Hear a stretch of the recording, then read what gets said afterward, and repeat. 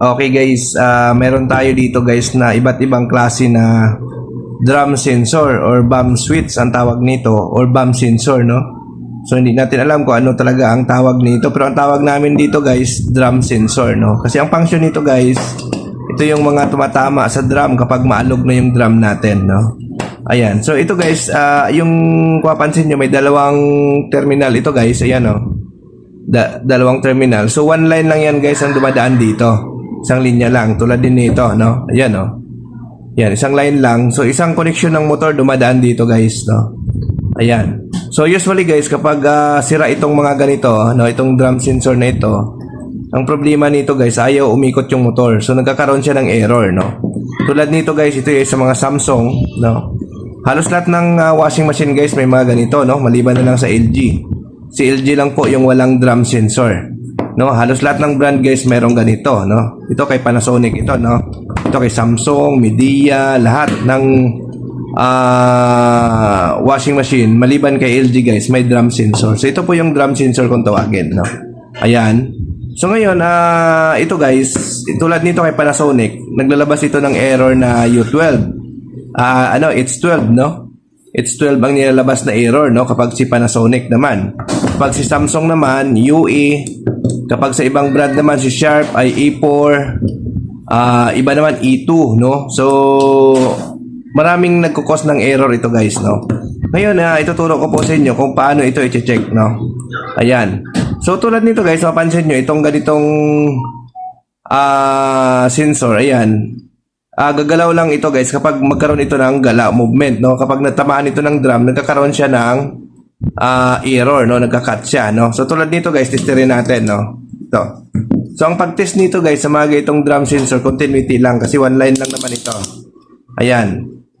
So checkin natin. Ayan guys, oh. Lagyan natin ng tester dito. Ayan.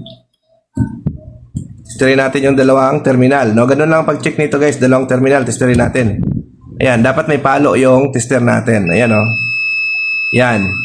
So, ayan, may palo siya. Ngayon, pag naggalaw ito guys, nawawala yan, yan, oh. Ayan.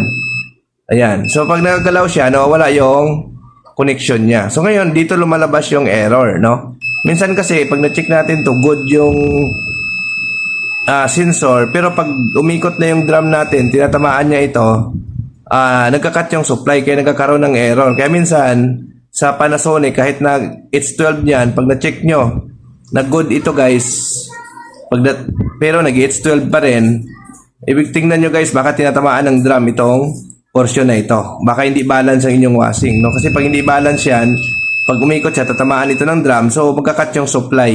So lalabas ngayon yung error, no? So continuity lang po ang pag-check nito, no? Sa mga ganitong drum sensor, no. So mga ganito naman guys, no, itong ganito, ito yung nakatama sa pinto, door switch. So usually guys, ito dual na, no. Nandito na yung drum sensor niya, nandito na rin yung door switch niya. So parang dalawa yung dala nito, no. So tulad nito guys, oh. Ayan. Ano natin to? Continuity. So kung mapansin nyo guys, wala siyang tunog, no. So kailangan mo pang iangat ito. Ito kasi nakaipit sa pinto, yan, oh. Yan, ito yung nakaipit, ito yung naging door switch niya. No, na pagka kino-close niya po yung pintuan, nagkakaroon na siya ng continuity. Ayan, oh. Yan. So dapat ang pag-check nito guys, iangat nyo, dapat may continuity or may palo sa times 1, no? Kung wala siyang palo, ibig sabihin bad dito guys, sira na. Ayan. Ayan. So tulad yan, pag-check nito, gaganunin nyo, dapat may continuity. Pag walang continuity, ibig sabihin sira na, no? Ayan. So tulad nito, ito same din, no? Ito sa mga Panasonic din to, no, na malaki, yung mga non-inverter na Panasonic. Saka yung inverter na malaki, no? Ayan. So magkakaroon na yan ng continuity pag hinatak nyo ito, yan, oh. Yan. Yan. So ibig sabihin, good yung drum na ito, no? Drum sensor na ito, good yan. Ngayon, dahil one line lang naman ito guys, no? Example, worst case scenario, wala talaga kayong nakuha na ganitong parts, no? Dahil one line lang. Yung dalawang wire na nakasaksak dito, pwede nyo yan pagkunikin, no?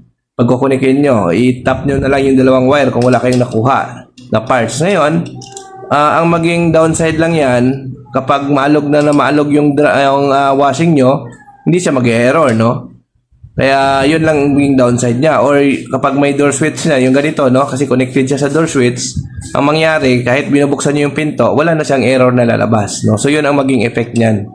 No, ayan. So ito po guys ang drum sensor, no, kung tawagin. Ayan, marami pa rin kasi nagtatanong sa atin, no. Tulad niyan may nag-message sa akin kanina, no. Tulad nito guys. Mayroon siyang drum sensor. Kinalas na itong loob nito. Ayan guys, ang loob niyan kasi yun na naman ang kukonek niyan. So nilinis na daw ng nilinis yan, ganun pa rin, nag-error pa rin. So mga itong Panasonic usually, ang naging putol yan dito sa puno nitong socket, no. Dito. So, kahit anong linis mo dyan sa, dito sa corrosion dito, ang putol dito. So, the best kung meron kayong tester, no?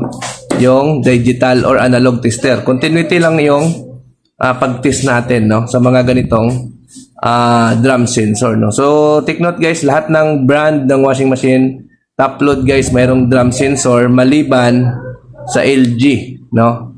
Ayan. So, ayan, nilabas na natin yung video na ito guys kasi marami pa rin nagtatanong, hindi nila alam kung anong mukha ng drum sensor, saan makikita. So, ito yung drum sensor guys, no? Lahat ng brand mayroon nito, no? Liwan sa LG. No, si LG lang ang hindi gumagamit ng drum sensor pagdating sa ganito, no? Ayan. So, si Samsung, lahat yan, mayroon yan sila. Ayan. So, sana makatulong po yung video natin, no? So, sa mga hindi pa nakapag-follow sa ating Facebook, i-like and follow nyo po yung ating Facebook page or subscribe po kayo sa ating YouTube channel, no? Para updated kayo sa ating mga videos na ilalabas, no?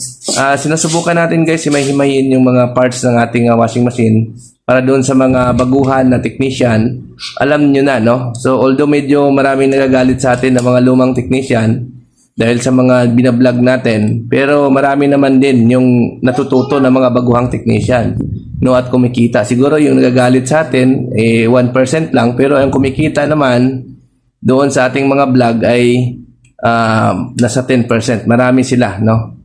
Ayan. So, sana makatulong yung video na ito, guys. Thank you.